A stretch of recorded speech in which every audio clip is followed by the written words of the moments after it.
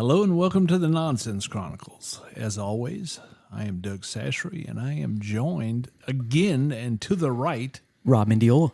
What up, Rob? What's up, Doug?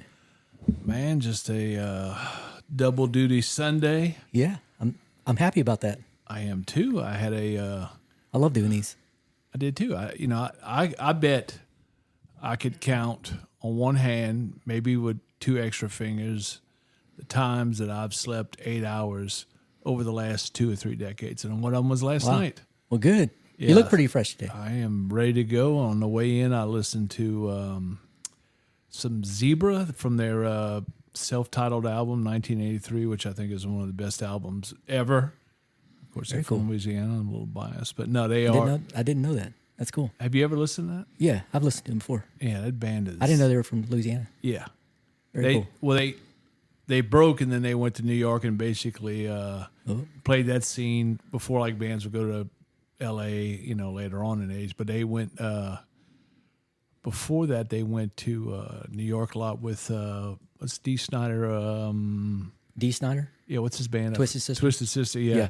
I was reading a lot in their biography. They were talking about how they were going back and forth on competing for stuff and trying to get things. I was like, wow, I had no clue that even happened. So that was really knowledgeable.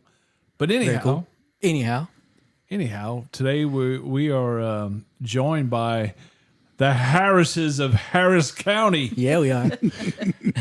Hello. Introduce yourselves. Go. Ron Harris and my lovely bride over here to my right. I'm Debbie Harris. Debbie Harris. Ron and Debbie.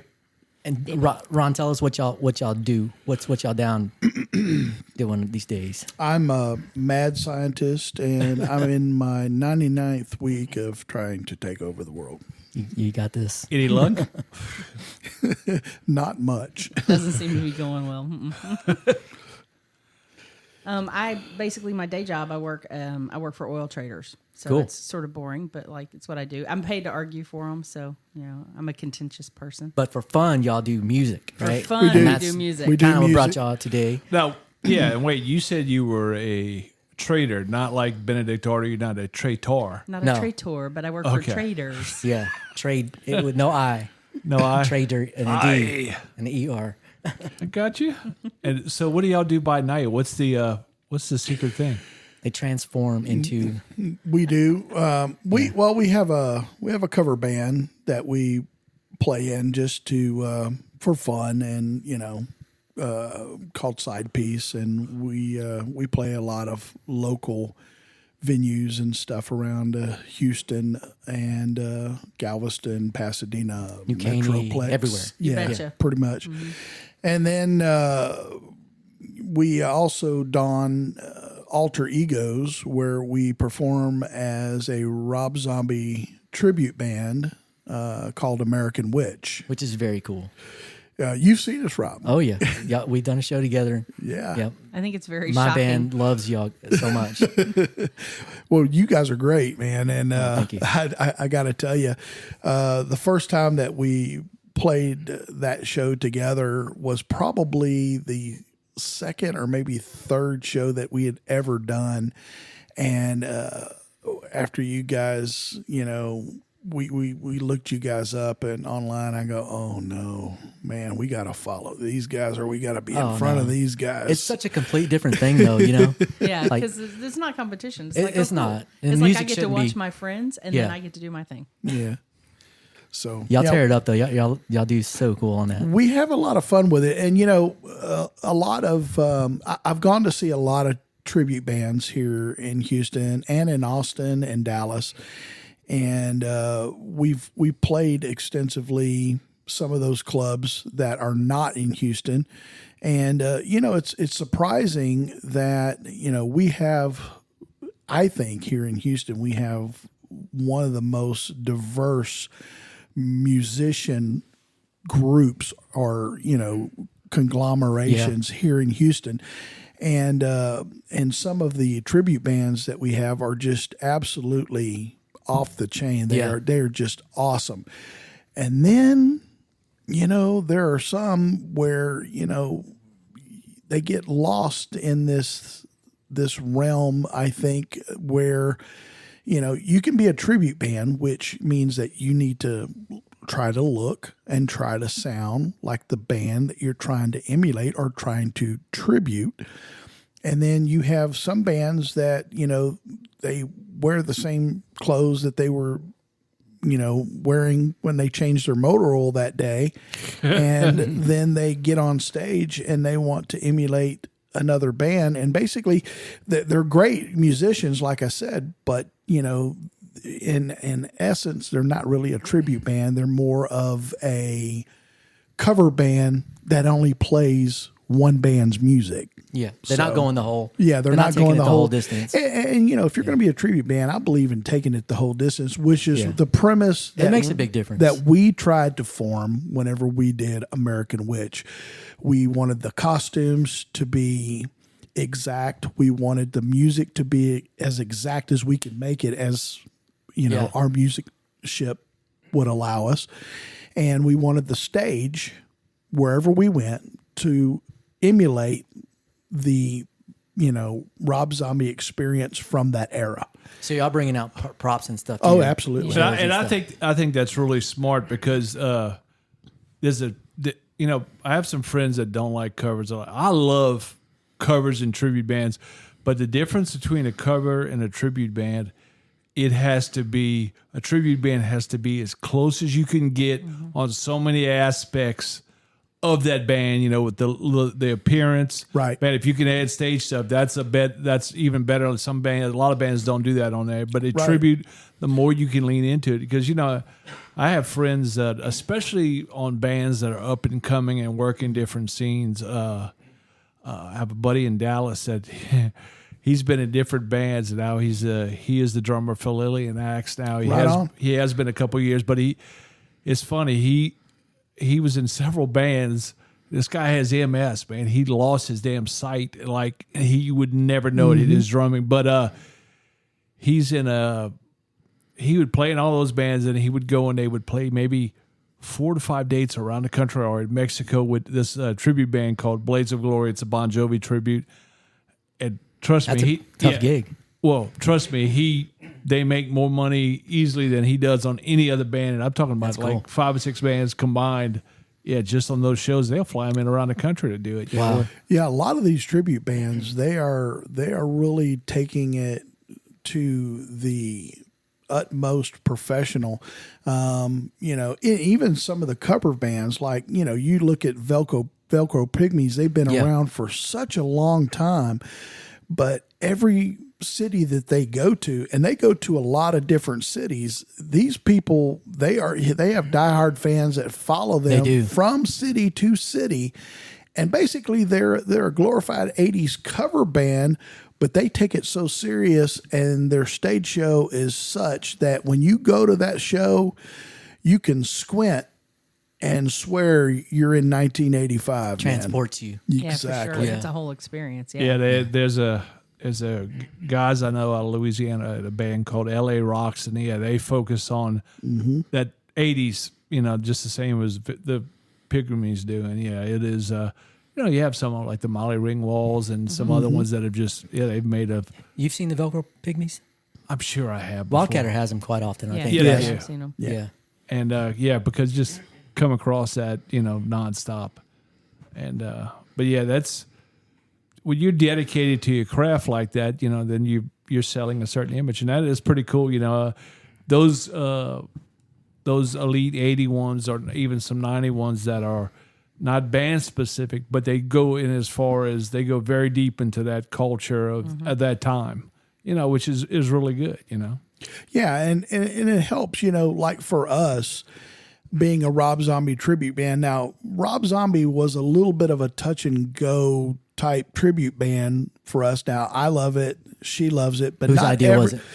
It was mine, but she loves the Rob Zombie. She loves the whole band. Now, there are guys in our band that are lukewarm to it, but we, in order to pull off what we do, you have to get inside that person as a character. You need to watch interviews with this person. You need to watch mannerisms. You need to, most of all, how does he act on stage? What are his trademark moves?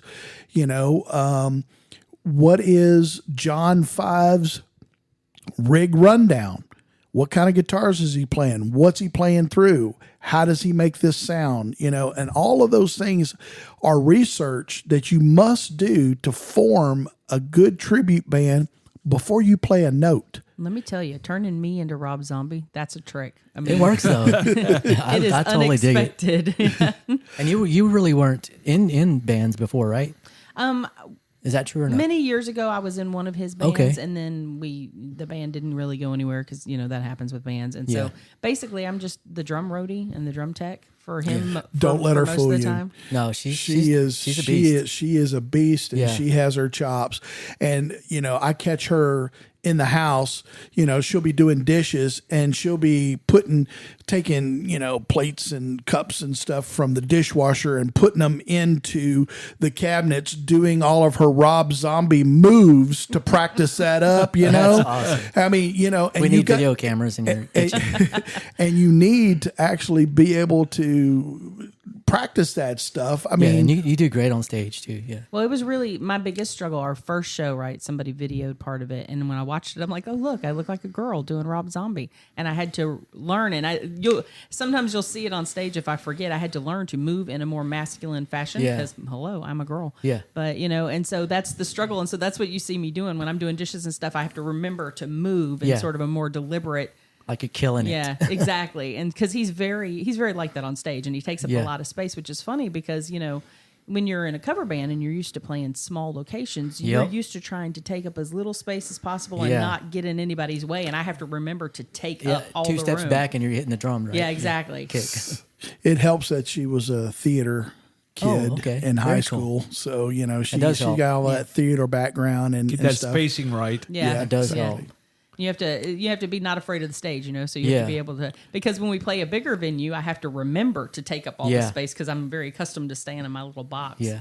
And some of the stages that we play are, some of them are small, some Yep. of them are big, but you have to use every piece of it. Yeah. And sometimes get out there. I mean, Rob Zombie in his concerts, he gets out there and walks on the walls and does a little stage diving. I mean, he does a lot of stuff. So, some places that we play, we have to get out there and actually. Do you ever get in the audience, Debbie? I usually don't, just because with the wig and everything, Oh, if yeah. somebody grabs that wig accidentally, yeah. it's coming off, Yeah. So, I mean, I have really short red hair and Rob Zombie does not, so we don't need that Yeah. happening. But I mean, she gets out there and she will reach down and slap Yeah. hands. She That's will cool. she will get as close to him as she can and bring him in. And the whole thing about her job is not just to sing like Rob Zombie and know all the lyrics. The thing is to be able to take that audience and suck them into the experience Yeah. that we're having. If you can't do that, you don't belong in a tribute band. Your show is fun. I mean, period. Yeah, I laughed fun. because when I saw Thank you you. come out to our show the first time, you were sitting there all ready to go, because I'd seen you Yeah. because we went in the back and we changed clothes, which ironically, Boss Man Bill didn't know that I was Rob Zombie until later. I came back in after carrying the funny. drums out and he was like, "Deb, is that you?" So, but we get changed and everything, and then we come out, and we came out, you were like, "Hello," because you're just staring at us because you knew that was us, but Yeah. it doesn't really look like us. It don't. Yeah, it looks. Y'all definitely do the transformation right. It looks cool. Well, we appreciate it. We work really, really hard on it. Tribute bands have a very, very short shelf life on their own. And it makes it a little bit harder because, when you get true fans out there in the audience, people that love and have been to lots of Rob Zombie concerts, they can be your toughest critic. Oh yeah. Other musicians, of course, are way worse critics than anything else. Yeah. And during our first couple of shows, we were just like any other tribute. We were shaky, and we knew what we wanted to do. We knew how to do it, but executing that becomes a little bit of a hard thing. And when we put on our first couple of shows, it was very shaky. And that's the feedback that we got. So we went back in and said, okay, we were shaky. And we looked at the video and we said, well, this is what we need to change. This is what we need to do. And that's what we really concentrated on, making those changes. And hopefully it shows now in our show. So Yeah, because we got a show coming up next weekend. we do. Oh wow. Yeah. On the 29th. On the Yeah, 29th. we play the same night. Yeah, I know that's why we In can't go to Galveston. Galveston to see you guys. Yeah. Yeah. How's y'all schedule looking in May? Oh no, wait. Are we? When April. April's next. Yeah, God. April's next. He's like, what month is it? Bypassing April. Yeah. You know, it's really funny. In our bands, both the cover band and the American Witch band, we are very family oriented. Some bands are not. I mean, these are the gigs. Yeah. This is what you're going to do. If you're going to be in the band, this is what. And we're not like that. I mean, our families come first. Right. We're grandparents, man. Should always come first. So when we have graduations, when we have other band members that are going to be out of town for weddings or whatever, we don't hire Right. other people to come in and take their spot. We just say, hey, we're not going to book anything for that, and we're just going to book around whatever. And so we may not do as many shows as other tribute bands or even other bands here in Houston that do covers. But when we do play, we give everything 100% when we're out there on the stage. We just don't probably book as much because we all have family, we have lives, think it's we better have anyway. jobs. Yeah. And I think really when people come and see us after they haven't seen us for a Yeah. while, it's like It's more of a treat. it's more of a treat. Yeah. You're not oversaturating yourself. And Yeah, because it's hard to get people to come out to your show It when is. they It could have already seen you is. any day that Yeah. week. I mean, when you play a lot. yeah. They're like, It's- I'll catch them next yeah, week. exactly, because they know you'll be somewhere And it's around. a little bit of a Yeah. letdown for the fans if they have a favorite venue, no matter what that venue is. Mine's non-smoking. And exactly. yeah, exactly. And you see the same bands, Yeah, over and over this Yeah. week and that week and this week and this week. They're going to be with this, and this is going to be with there, and then it just swaps out, and you have this core bands that they're always there. Yeah. And they're good bands, Yeah, I've great noticed that bands, too. great musicians, but there's no diversity. But I cringe because I'm like, oh, they're playing again. Yeah. Exactly, It's like- Yeah. exactly. Like, That's what are you, too the house much. band? Yeah. Exactly. And, I like to go see a variety of stuff. I mean,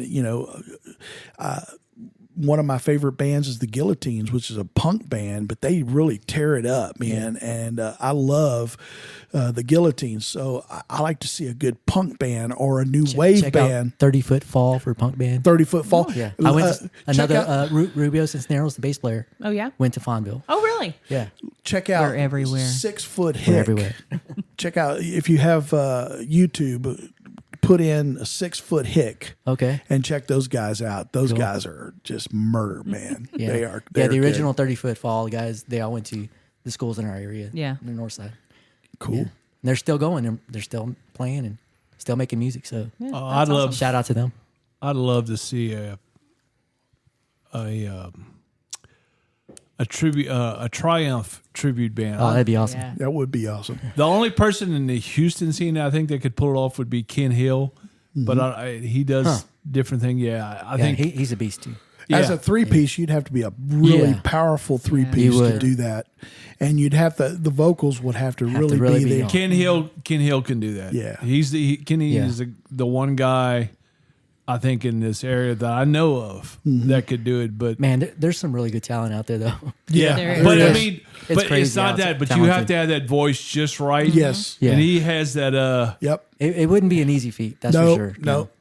And even the drummer, would not only just have to pay a double bass kit, but he'd have Yeah. to have all those licks down. Oh, yeah. So I mean, that's a tough That would be a tough one. tribute band But to try you- to emulate. It can be done. We have Yeah. We the have a musicians that and we can do have it. we have a Rush. We have a Oh, Rush yeah. tribute to. Oh, and, and those guys are awesome. yeah, and Yeah. I mean, and God. it's you're dealing with 3-piece. I love 3-piece bands, and they're very dynamic, and it's it just depends. Everybody's got their own little niche, and like you said, not oversaturating. If you can. You can always oversaturate when you season. I'm fine with that, but not with your music. I had to throw See that what in. you did there. Yeah, I have to name you Doug Saturate. yeah, that's right. But we got Coming to stores near you. Yeah. please. But yeah, that's one I'd like to see. But it's because especially some of the bands that we're not going to see anymore. Tour live or anything like that. Rick Emmett played. I remember he came and played his solo deal, and I missed it. But I remember I was getting ready to leave town, and I was like, "Oh my God, he's going to be at Do-Si-Do at doing him and I can't remember the guy he was playing with. They were doing the acoustic tour, and I said, "Oh, I'm delaying my trip." And yeah, sure enough, I got in there and saw him, and it was fantastic because I never had a chance to see Triumph come over from Louisiana and go to the Texas Jam. I never did it, and they were always playing there seemingly. And man, I love Triumph. So That's good stuff. Yeah. yeah, Yep. So Ron, you've been playing drums for how long, man? Well, yeah. Hey, Mama let you banging pots and stuff. Sure. I mean, and I started out like that. Yeah. We were really poor, so I mean, there was no way for us to. How did you get your first kit, man? My mom worked extra shifts to buy me my first drum set, and it was broken, and the tom arm was broken, and of course, they didn't know anything about drums or anything like that. It was like a little 3-piece trap set. And so one of the toms was broken. I'm sorry, 4-piece. And so they took it down to this local Meineke muffler shop and welded the arm back Heck yeah. on. And it was a red, I remember it today, it was a red, sparkly, no-name type kit. And I really destroyed that kit when I was a kid. Of course, back then we had record players. And I had this little, like most of the kids back then, has this little square 45. It might fit a 33 record actually on it, but I had no records. So we went to the thrift store, and the only record that was for sale in this thrift store was the Beach Boys. And so I learned to play drums listening to the Beach Boys on a little record player and that red beat up drum kit. And I literally... That's not bad, though. I literally made that album transparent with as many times as I good, ran 'cause that needle through that's it. Good. That's good. That's Yeah. a great foundation. that is. I mean, because I can remember, the best music documentary I've ever seen, the one on the Eagles, and Don Henley talking about his mom getting him his first kit, how big of a deal it meant to him, Yeah. So, Yeah. I mean, you're still playing now, so just think of what impact that was. Yeah, and my brother picked up the guitar, and he could play guitar a little bit. So pretty soon, we formed our own version of the White Stallions, and we were bedroom rock stars and everything else. And Absolutely. and then somebody said, well, you need to get like with a real band and stuff. And back then, you go to your local music store and you put your little ad on the bulletin board. And, of course, somebody called me and said, hey, we're like 12, 13 years old. You're like 12, 13 years old. Let's form a band. So that's what we did. That's cool. Very cool. yeah, that's it. Don't fall asleep, Doug. No, I had a subject that I wanted to bring up. What's that? What you got? Well, I had a part of my Texas family go over to Amarillo this past week, and they went, of course, again, they went to the Big Texan that we all know about. And I asked him, I said, we saw the movie like what John Candy and them did, and Dan Aykroyd, The Great Outdoors. And it's like that where you have to eat, if you eat the steak, but you don't have to just eat the steak to get the meal for you. You got to eat the salad, which has these damn huge ass fried shrimp on it. There's all kind of other thing. Of course, there's a potato and all that. That thing's as big as your head, probably. Yeah, so I asked him, I said, well, we were going back and forth on this. I said, hey, how much does that steak cost? And like, if you bought it it's like $75, but it's like, what is it, 64 ounces? 64 ounces Yeah, of meat. But I was That's saying, just meat. and then, a lot no, of meat. I know, but I was saying, wait a minute. Wait a minute. I'll buy it a 12 ounce or 16 ounce steak. That son bitch is costing me, X amount. I mean, what is that? 60 for $75. What is that? Hoof meat? And yeah, it basically is. It's like a sirloin, which sirloin means a lot of things, and There's some good sirloins out there though. yeah, but not 64 ounce. No, yeah, not 64 ounces. You can't find a complete 60. I mean, even spam. It's maybe I think spam probably has a little sirloin in it. little moo glue added to it. Good Lord, yeah. So I'm like, man, what the hell? You've heard of moo glue, right? Moo glue. It sounds familiar. I think they put steaks together with that. Don't eat moo glue. I don't know what the hell. You have to look it up. You know what I really want to know? I mean, is that a tough steak? How are you waiting your Well, way that's what through I'm a real saying. tough steak? Yeah. No, that's exactly what I'm saying. And I like if I'm eating a steak, it's going to be a ribeye. I don't give a damn about the tomahawk. This. Ooh, I like the tomahawk. Best meat is closest to the bone. Yeah. The best tasting meat is closest Yeah. to the bone. No- And you're not going to get away from that. That's just a No, it's- scientific fact. Well, like on a pork chop, I like a thick pork chop. Yes. With the bone. Yep. You betcha. Yeah, but on the steak, I want it cut right away from it, and Yeah. I want that ribeye. Yeah. Which it's rib, it's the eye of the rib, it's the meat in there, and but I mean, I want it done medium rare, maybe a little bit lean. Close I like to mine rare. medium. Yeah, Yeah. But if I'm you into cook it way medium more rare. than that, you're getting burnt. Oh, yes. And so when you're talking about a sirloin, I mean, if you could do any cooking to it at all, it's Hamburger basically meat has sirloin in it. and that at its best it does. Yeah, and it's I mean, it's going to be dry as I like it like that. Okay, weirdo. I do. I like mine just We're well not done. going to tolerate this conversation. Yeah, there's Little conversation. there's some things, him and I just, but Yeah. on that I'm like, But do you know how long that would take to eat 64 ounces of that? Oh, mean- God, no. I mean, they're Yeah. using the and it's not just potato to putting wash it down. But yeah, your stomach. How long would it take? For steak, I usually eat like 4 ounces. Right. And that's plenty. Yeah, I mean, how long would it? If I get an 8-ounce steak, it'll last me 2 days. I have not had a steak since before my Gallbladder. before my first attack, even, which was like November 4th or 5th of Yeah. 2023. Right. Which I used to love. I mean, I still ribeye is still great. Does fats really bother you now that you don't have a gallbladder? No, that was a big thing. Is like, because I don't fly anymore. In 1999, I said, I don't want to fly. I just don't like being cooped up. I will drive anywhere. And I love to drive. Me too, because I grew up as a kid going to my mom's family in Ohio during the summer. So we would stop. Hell, on the day Elvis died, we were in Ohio getting ready to come back to Louisiana. So on the way back, his funeral happened and we were there later that day. Wow. And it was crazy. awesome. But you would never see these things if you were on a plane. That's right. Right. Right. But one thing I was really worried about, I'm like, man, if I had this gallbladder out, which I did, and I cut my diet. Like I Yeah, dropped your 78 diet's so pounds, different now. and I did just clean.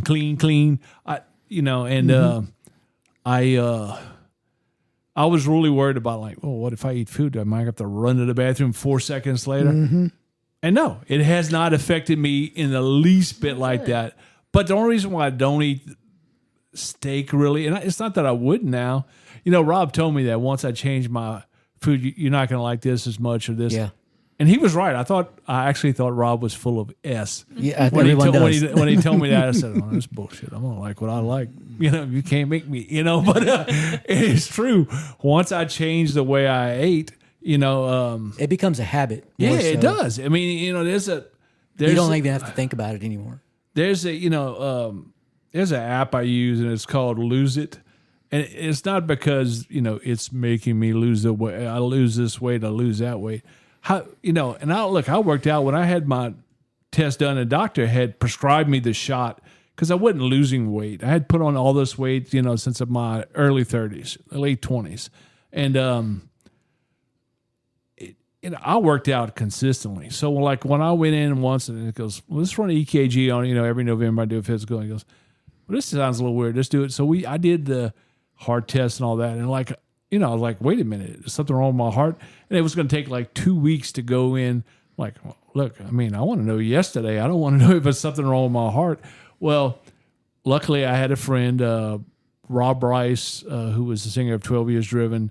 His wife had a friend that she goes, Doug, that's what I do for a living. So she works for cardiology. So I went from where I was at in the Woodlands and went to Kingwood. And got I had 3 appointments in 2 days. So they did all the tests. Like I went in there for the sonogram when they rubbed the gel on you, and I told the lady, I said, yeah, I'm here to check on my baby. So I could hear the woman behind me just dying laughing. Yeah. So I was there for the shock value when I said that, but it turned out to be sleep apnea, so that was good. Yeah. Nothing was wrong with my heart. Just I wasn't losing weight, but I can tell you right now, I don't give a damn what anybody says out there. The way you lose weight, you can work out all you want, is you have to change the way you eat. Yeah. And don't eat the 64-ounce steak. No, do Don't not eat do that. that. No, and look, I eat a lot of clean now. I don't eat, man. I don't eat fried foods anymore. Love them, Yeah. but not that I couldn't ever do it, but I just don't now. Man, I don't crave them. I don't eat fast food. Yeah. And the calorie thing, a friend of mine said, it had nothing like counting calories. I said, look, I'm the one who actually went through this, so I know.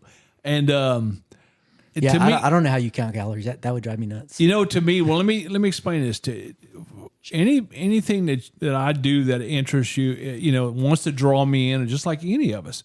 We have something that draws us in. Now, I'm a gamer and all this kind of stuff. Or, if I'm going for a run and I don't run consistently, I'll run just to get my heart rate up. I love interval training. Get your heart rate up, bring it back down. Get it up, bring it back down. But what I do, it's a game to challenge me, to make me want to do it. Look, I'm going to be 59 in a couple months. And the thing on the calories is it's a challenge. I know exactly what I can have. Hey, can I squeeze this in? Can I have a piece of cake today? See, now I'll eat a piece of cake, but I'll never bring it home. But but what I do is I'll see, can I add this into my diet? But are you eating cake in your car or something, like hiding? That's Like weird. just doing it quietly, Well, when you start off young, pretty much anything goes. Yeah. And that means anything goes. Oh yeah. But as you get older, like what makes it the hard, old yeah. saying, it goes, once you become an adult, you have to put childish things away, and that Yeah. includes eating habits and stuff too. That's true. I have a lot of trouble convincing myself of that, but I'm a perpetual juvenile. No, that's Yeah, I say that's I'm a a man problem child. with me too, Well, man. he's a drummer, I'm a man child. Exactly. So, the hardest, one of my, Superman has kryptonite, Ron Bam Bam Harris has donuts. And that's just it. I love donuts. I love it. Hey, I love a good chocolate glazed donut, man. Yeah. I haven't had donuts probably a couple months, but yeah. Chocolate ice, I should say. Yeah. So, I fought that. I have been on all of the health things. Like one of the last things I did was Form Health, which is an app on your computer. Now, they mix changing your eating habits with medication, and I'm still on the medication and stuff. At one time, I weighed something like 420 pounds, and I'm down into the 290s area right now, which I lost a lot of weight. But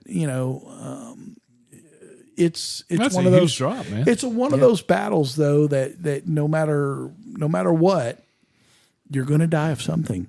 I would hate to be laying in my box under the dirt and, here lies Ron. He died of nothing. But Ron's also a veteran, and he almost died in the military. Oh, yeah. Yeah, he got So- shot. You were a paratrooper, is that right? Yeah, I was with the 82nd Airborne Division when I was much lighter, much tougher, a lot of things. Chunking but yourself out of airplanes. out of airplanes, yes. But you were in the war, right? What war? I was that? in Grenada, which really Oh, okay. wasn't a war. It was more like President Reagan Interaction. got What do they call that though? Like, an irritation. That's what it's called.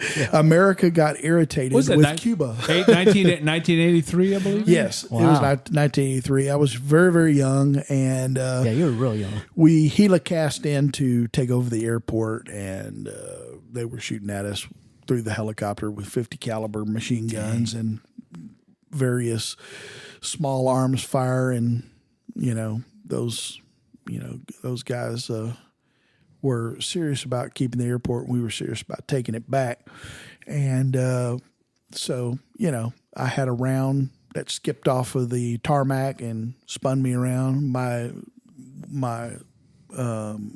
lieutenant got shot in the chest, second chest wound, and I tried to be an idiot and grab a hold of him and pull him behind a tow motor, and I got shot myself. And but they got me into a helicopter, got me aboard a hospital ship, and then they got the round out, and I convalesced for a little while at Brooke Army Medical Hospital in San Antonio. Wow, Be damn it was. that's crazy, man. Clint Eastwood was there too, if I remember correctly. Oh wait, that was a movie. Yeah, Yeah. no, this is real life. Yeah. Well, the only thing that they really got right in the movie was the fact that they didn't have any detailed topo maps of the area, so they had like So they made a movie of this. brochures. Hamburger Hill. Oh, okay. Brochures. Heartbreak Hill, yeah. Which Heartbreak one? Ridge. Heartridge, yeah, that's right. Oh, okay. Yeah, and so they the only maps that they had was like brochures and things Oh, like wow. that. And they had dropped a lot of leaflets Uh-huh. before we came in to letting the populace know that we Yeah. were coming, and hoping that somebody would explain that to the Cubans, that you have now upset the Americans, Yeah. and we are coming to spank your ass Yeah. in the most heinous way we could. And we did. And basically, not a lot of people were hurt and stuff in there. I happened to be one of the unlucky idiots that did get hurt. But, I wanted the military to be my career, and that put me out of it. Yeah.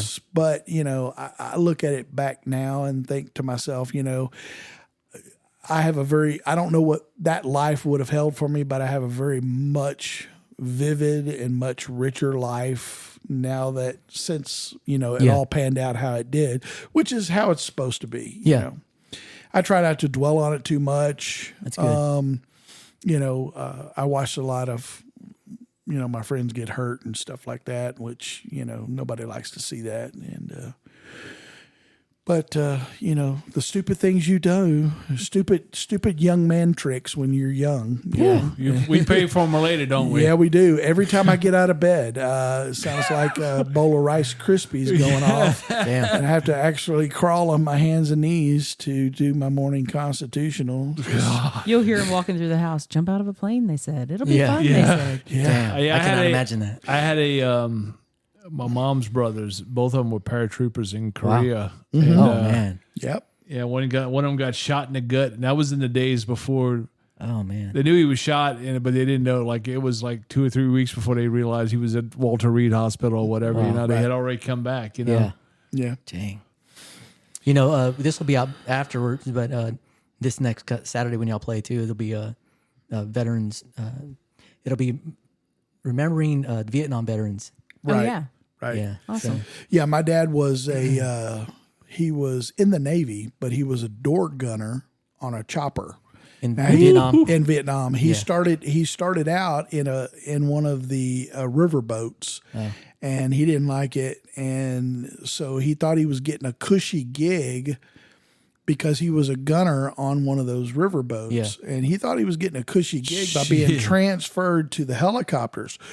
Well, his helicopter was shot down in Vietnam 7 times, Damn. and Jeez. every time he walked Wow. out of the jungle. That's crazy. Thank you, pilot, man. Yeah, thank you, piloting. Yeah, man. They either one of those jobs, if you can imagine, because Yeah. look, it's not a river with clearing and you can see a million miles. No, it's nothing but trees and as scary as Oh, that. jungle. People shooting at you. And then when you're in the air, it's like free target, boys. Have at it. You know. Yeah, he was assigned to that job and walked out of the jungle every single time. Now, the last time they had him listed as MIA for almost 3 months. Jesus.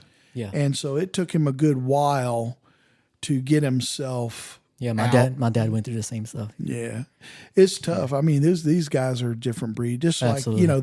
the guys in World War One, World War II, they were a whole different generation. And you have to understand that as people, as a human species, we are all big people now because of the hormones and the food and whatnot. So we're big people, and back then most of those guys were slight. Right. They Absolutely. were very slight. Look at any of the uniforms, Yeah. and look at your grandfather, his old pictures, or your great grandfather, his pictures from when he was in World War II. Very slight man. Yeah. And You're those guys, they were tough. Yeah. They were tough beyond belief, man. Hey, it very much emulates sports with the NFL, and the lineman size was a lot Exactly. smaller. Exactly. Yeah. Exactly. You look at Dick Butkus, and even as he got older, he was a big guy, but he was considered a behemoth.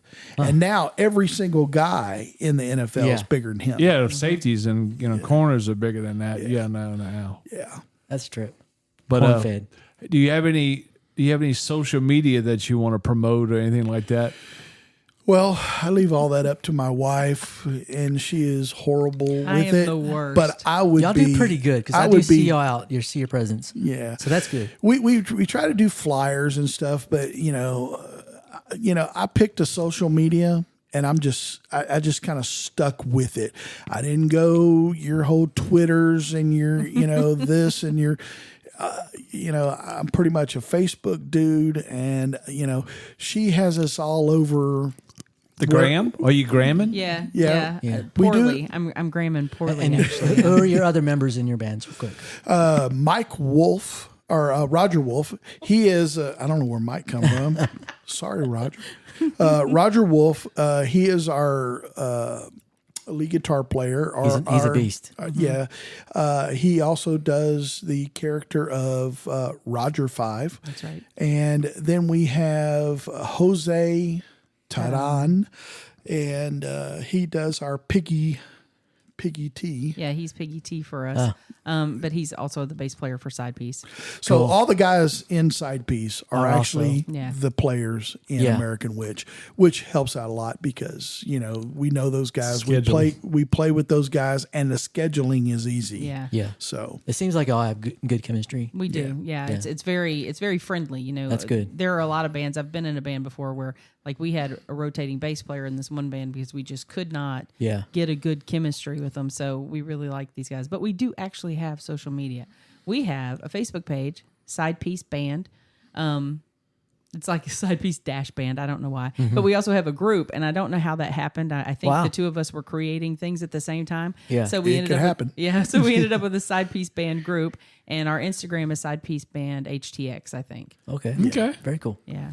And American Witch has an Instagram, I think. and Very a cool. Facebook page. Yeah, like I said, I'm gramming poorly. just look I up just Side cannot Piece keep up with or it. American Witch, and usually our stuff will Yeah. pop up pretty easy. We tend to tag them in any post that we make on our personal Facebook pages, and that makes it easier for them to appear for other people. And because your God knows- logo has the peace sign kind of included yeah, into it. yeah, Right? because it's side piece, like Yeah. the word piece. Yeah, Yeah. Okay. Which has a whole scary underlying meaning. But I don't know. For the next show. For the Yeah. next show, There you yes. go. Well, thanks for coming out, man. It was awesome having you. We've been wanting Thanks to for get you out having here us. for a long time. We loved it, man. Y'all just need to just come out and hang out with us, man. You got a beautiful place too. Oh, thanks, you do, man. for sure. Appreciate that. So We've yeah. been working on it for a while. It's great. and I've adopted your dog. Oh yeah, you need to go out and meet the donkey and Absolutely, and I'm the in horse. for that. Hmm. Yeah, Sprinkles and Scarlet. Yeah. Yeah, love it. Well, thank you, Harrises, for coming out. Well, thanks so much, Doug. Yeah, you bet. And this has been the Nonsense Chronicles, and we are out.